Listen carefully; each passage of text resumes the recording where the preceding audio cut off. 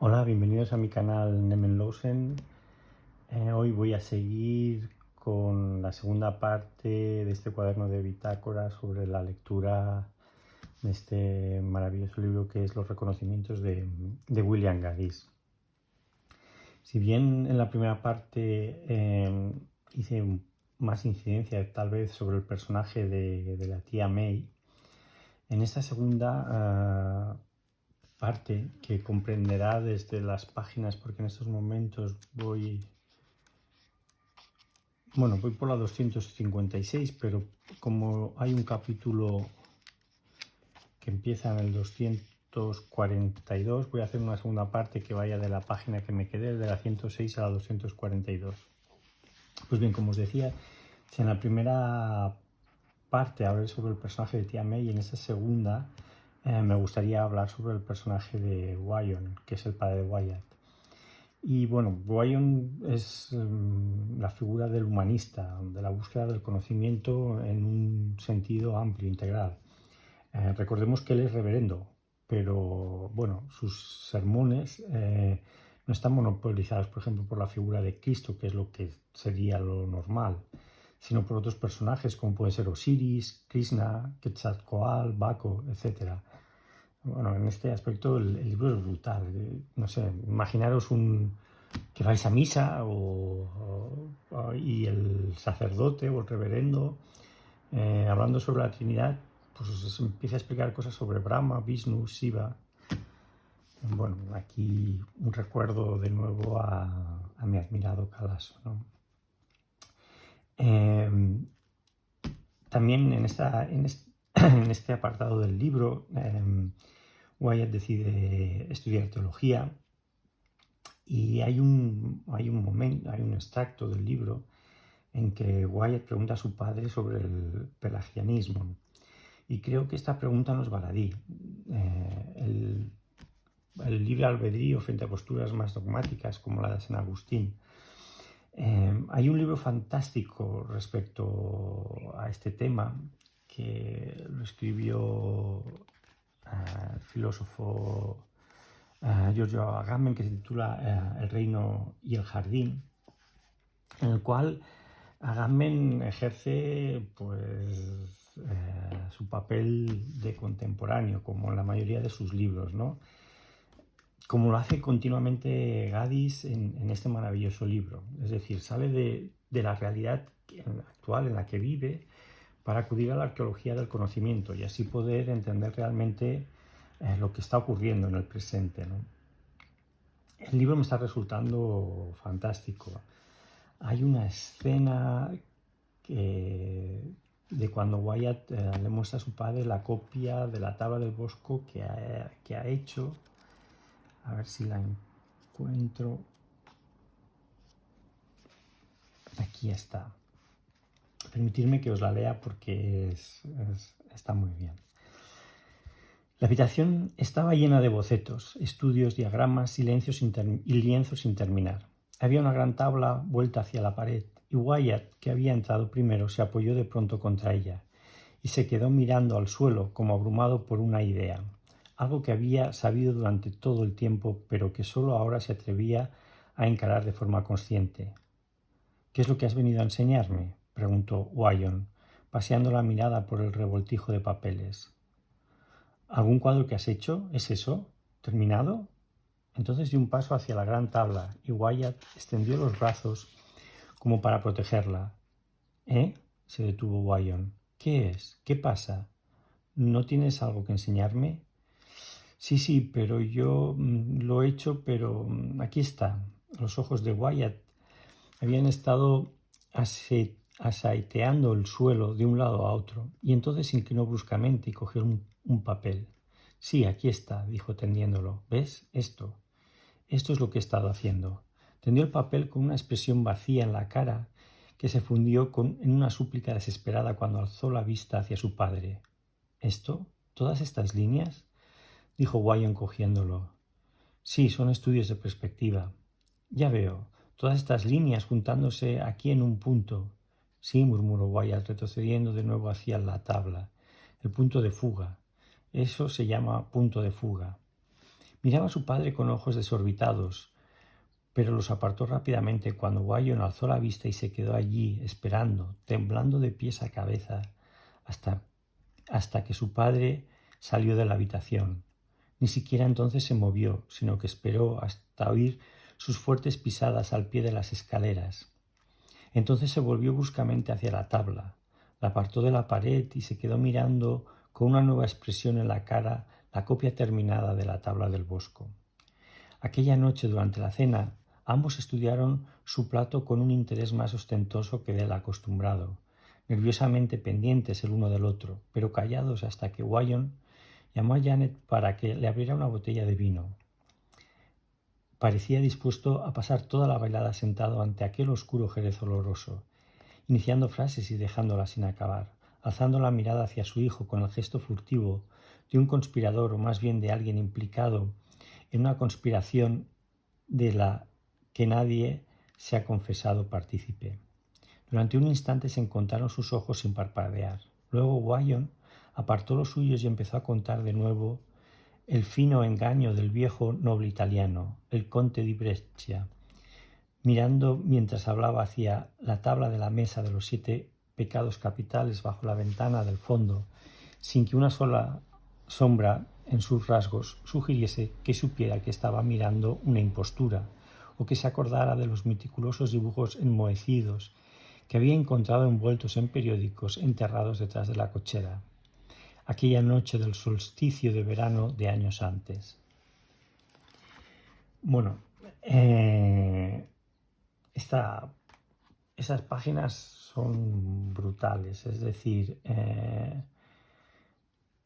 el padre de Wyatt se queda temblando cuando ve la reproducción que ha hecho del Bosco, al mismo tiempo que nos da a entender de que él es sabedor o ha descubierto los dibujos que hacía su hijo, que no le permitía a su tía May, porque decía que lo que tenía que hacer era copiar las cosas existentes, no generar cosas nuevas, ¿no? Y bueno, en estas páginas pues, hay como un enfrentamiento oculto entre tía May y su padre, entre el dogmático y el humanista, entre San Agustín y Pelagio, entre la copia y el libre albedrío.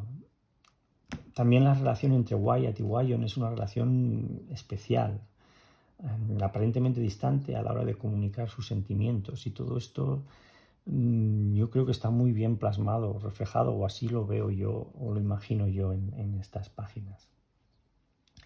Después, más adelante, nos enteramos que Wyatt deja sus estudios de teología y se dedica a pintar cuadros en París. Hay unas páginas, Wyatt es visitado por un crítico de arte llamado Kremer, una semana antes de que tuviera una exposición, ¿no? Que tenía que exponer alguno de sus cuadros. Y es muy interesante porque el crítico, cuando visita a Wyatt, no está interesado para nada en ver los cuadros de Wyatt. Simplemente le propone realizar unas críticas favorables en las revistas correspondientes a cambio de una comisión en las ventas de sus cuadros. Y Wyatt no lo acepta. Entonces Kremer realiza unas críticas muy duras sobre la obra de Wyatt y Wyatt no consigue vender ni un solo cuadro. Todo esto me parece muy interesante porque esto no es ficción, esto está presente en nuestros días. Los medios informativos te proponen valorar muy positivamente tu negocio a cambio de una suma de dinero. O simplemente os invito a que indaguéis en que han invertido mucho dinero últimamente los grandes grupos de comunicación, y después leer sus noticias y evaluar vosotros mismos si lo que hay detrás es información o intereses económicos, ¿no? Es curioso porque esto ya viene de muy atrás. Platón con el tema de la doxa, la episteme. Creo que hoy en los días actuales apenas distinguimos lo que es la episteme, es decir, el conocimiento de la verdad, de la doxa, de la creencia y opinión. Y de hecho vestimos muchas veces a la doxa de episteme. Y yo creo que el fanatismo y el dogmatismo encuentran su hábitat precisamente en la doxa, en las creencias, en las opiniones. Bueno, esto es una opinión particular, no le hagáis mucho caso. Más adelante en el libro, en estas hojas que estoy comentando ahora, Wyatt se casa con Esther, un personaje nuevo que aparece, y también Wyatt se dedica a restaurar cuadros. Me parece que viven en Nueva York y bueno, a través de sabemos a través de estas hojas de que el dibujo de su madre, o sea, hay un dibujo que copia, desde hace muchísimo tiempo que está copiando Wyatt de una fotografía de su madre, que no lo acaba nunca y sigue incompleto. Y recuerdo, si mal no recuerdo, en las primeras páginas, cuando le preguntaba por qué no completaba el dibujo, decía que la única manera de aspirar a la perfección era esa, no completando el dibujo, ¿no? Yo supongo que esto es como cuando tenemos un sentimiento y lo convertimos en poema, pues el momento que se convierte en poema queda imperfecto. Entonces el dibujo de su madre sigue ahí, presente, inacabado, aspirando a esa perfección, ¿no? Mientras que los cuadros que ha dibujado y que están acabados están olvidados en algún almacén, que ni siquiera le da importancia. Después también es muy interesante la relación entre Wyatt y Esther, cómo Gadis la va perfilando a través de pinceladas o pinceles que no son otra cosa que sus conversaciones, ¿no? Después van apareciendo más personajes como Otto, el misterioso Rectal Brown. El libro está lleno de tesoros. Y si no, pues permitidme que os lea lo que en un momento determinado responde Wyatt a Esther cuando ésta, si mal no recuerdo, le pide que por favor que termine algo original, ¿no? Y esta es la respuesta que le da Wyatt a Esther. Dice lo siguiente.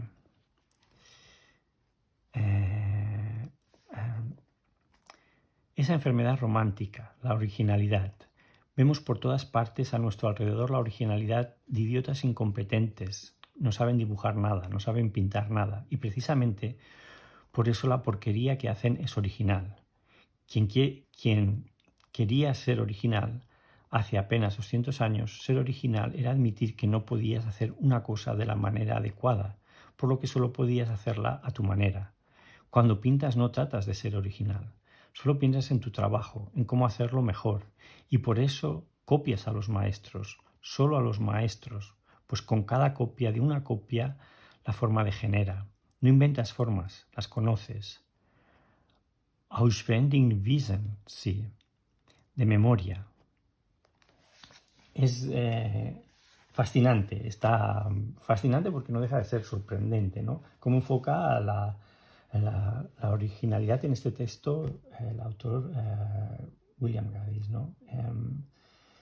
Ya os digo, el libro es una maravilla y bueno, antes de acabar, lo único que espero es no abandonar esta experiencia como ocurre en algunos relatos de Lovecraft, en que hay unos diarios contraportados por la locura producida por la visión de un primigenio. Y bueno, es el peligro que corro al navegar por las páginas de esta imponente obra de arte de la literatura que me está resultando los reconocimientos de William Gadis. Y bueno, lo que más me interesa es si vosotros estáis leyendo o habéis leído un extracto de este libro o lo que sea y queréis comentarlo, pues bienvenido sea. Gracias.